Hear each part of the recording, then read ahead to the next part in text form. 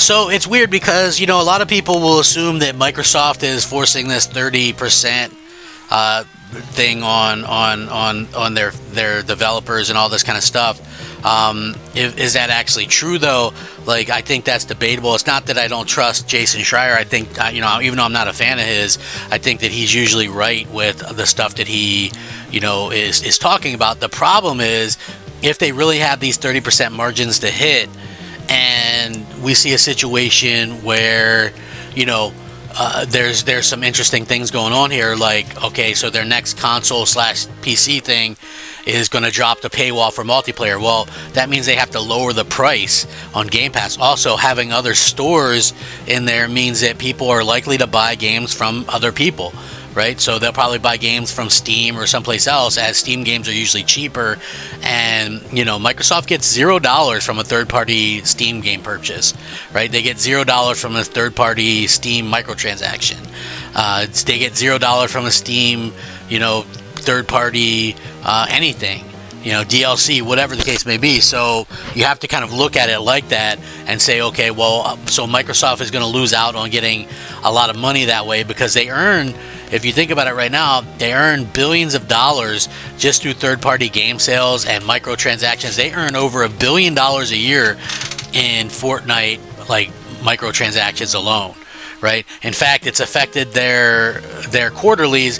If people didn't buy a lot of stuff, they'd say, okay, well, we took a little bit of a loss because Fortnite third-party stuff underperformed, or whatever the case may be. So that is something that is 100% accurate. And so when you see stuff like this happen, you just kind of wonder, like, how close were we to getting stuff? Like, we saw Everwild screenshots. It looked like it was kind of coming along pretty good there, right? So we saw some Everwild screenshots look pretty decent. We've seen some of the other games that they've canceled were coming along okay. And now it looks like Contraband, which is a game that we knew pretty much nothing about. And listen, I'm not saying that the game would have been a hit or anything like that. The only thing I'm saying is that it seems like Microsoft canceled a lot of stuff that was maybe relatively quick or close to, possibly coming out. And, that's an unfortunate situation to kind of find ourselves in at the end of the day. So, Microsoft, again, realistically, they've canceled a lot of third-party stuff. They canceled, I would assume that Ninja Gaiden 4 was fairly too far along to really quit. And that's the only reason we got it, because I believe they probably would have canned that as well, if that would have kind of been something happen. So we'll see how stuff kind of continues to go, but it doesn't look good. And we've seen some screenshots emerge after this. I'll link this in the description. Screenshots of the canceled Xbox exclusive Contraband have surfaced online with a new look. It seems what to be the multiplayer game could have looked like had it come out. The game, created by Just Cause's Avalanche Studios, was revealed in 2021 with a trailer. We never got to see gameplay. It was just a teaser, but it seems the game was doing fine behind the scenes. However, infrequent updates and notable absences from presentations hinted that development may not have been going well. In August, it was confirmed that active development had stopped to evaluate the game's future. Furthermore, many were laid off due to the move, seemingly ended the game for good. Now we have a clue as to what the game would have looked like. Contraband would have had 4-player multiplayer, stylized graphics, according to the screenshots. A portfolio of one of Contraband's UI artists was found online. In it, new screenshots of the canceled game's UI and design were shown. Furthermore, we see the vision that Avalanche was going for with the design.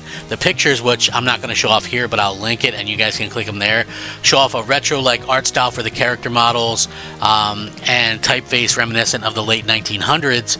We also see how the game would have been done, with players joining sessions and teaming up in groups of 4 to tackle maps. One of the maps, downtown, is seen in one of the photos and may show what it would have looked like in-game.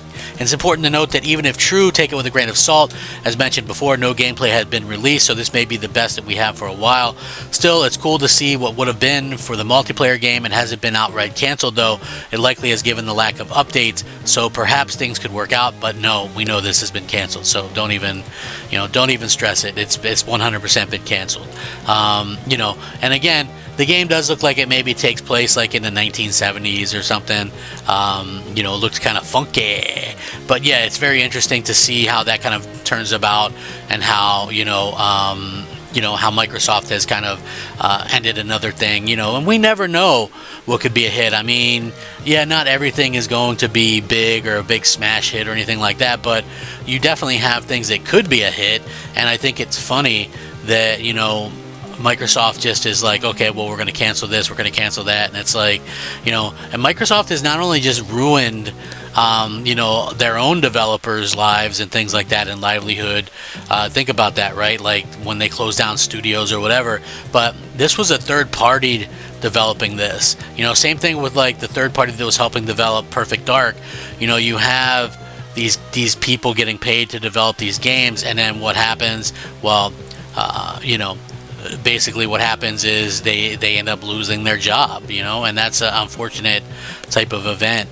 To see that kind of pan out like that. So, again, I don't know what the future holds for Xbox. I've said this numerous times. I hope that it holds something good. For me, anyway, it's like I'll always look at Xbox and think, hey, you know what? Xbox was this amazing thing and amazing time in my life, especially when there was times when I was down or out or whatever, and I always, like, it was just something fun to do that I looked forward to. And now it's like, all the good times are kind of gone from it, unfortunately, and there's not much left there to look forward to. I mean, it's not to say I can't still have fun gaming. I'll still play Xbox here and there. I just don't, I'm not buying the games that I used to. I used to buy 25, 30 games a year. I don't do that anymore. It's really unfortunate that this kind of stuff is happening the way that it is, because it kind of kills the entire flow of gaming for a lot of people.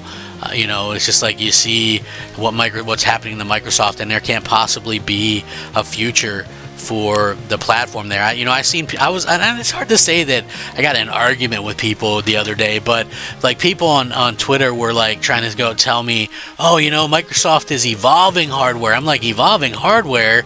They're pricing people out, man. Not the average console gamer isn't going to pay $1,200 to $1,400 for this Xbox branded PC, and the average gamer doesn't want to play on the cloud, so they really are getting kind of effectively pushed out from being an Xbox fan.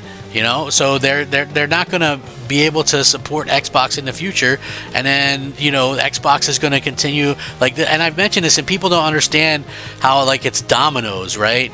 So you have all these situations where developers aren't going to support something that's not highly supported. So they're going to probably just go, okay, well, Steam games are on there, they can just get the Steam version. But if you're somebody who likes achievements and in the Xbox ecosystem, you might as well just got a regular PC or a high-end one, because you're not going to get the Xbox versions of games anyway. Not all studios support Windows. So we have these really bad situations where things are happening, and it's leaving fans in quite a precarious situation. I hope that something could come along and change the tide. But what we're starting to see how all these games got canceled and studios are having to close, and Microsoft is just leaving this destructive path in their wake, and it's not a good look, and it's not a good thing for anybody, in my opinion. It's really kind of sad to see, and I hope that people can kind of come out of that and have some good come from it, because we need that competition there. And I've driven this. Competition needs to happen. The more competition we have, the better it is for everybody, right? And I know people go, well, explain an example of this. And I've explained it in previous videos, but I'll explain it into a way that if you're a gamer, you understand. Xbox 360 versus PS3. Xbox 360 came out cheaper. They came out swinging. They had achievements. So Sony had to lower the price of the PS3 and come out with trophies. Xbox 360 had party chat. So PS3 had to copy and do party chat and lower the price again, right? Xbox 360 had Halo and Gears. That meant, Sony had to really focus on trying to up them. They would Killzone 2 and Uncharted and God of War. It really forced them to kind of come out with stuff. Then Sony was like, hey, we'll give people free games if they pay for PlayStation Plus. That forced Microsoft to go out there and, get free games with games with gold. Sony wasn't charging people to use Netflix and stuff, so Microsoft had to cut that out too. Do you guys understand what I'm saying now, right? We get the better deals, the better prices, the better everything, the hardware, everything, and the companies, the software companies are competing to try to one-up each other. That's good. That's innovation. We're not going to get that anymore, right?